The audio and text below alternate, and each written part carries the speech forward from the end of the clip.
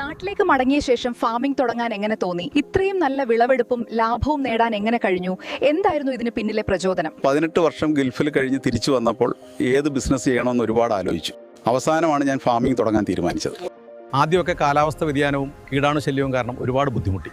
പക്ഷേ വളരെ പെട്ടെന്ന് തന്നെ മനസ്സിലായി കൃഷി സസ്റ്റൈനബിൾ ആകണമെങ്കിൽ സയന്റിഫിക് പ്ലാനിംഗ് അനിവാര്യമാണ്.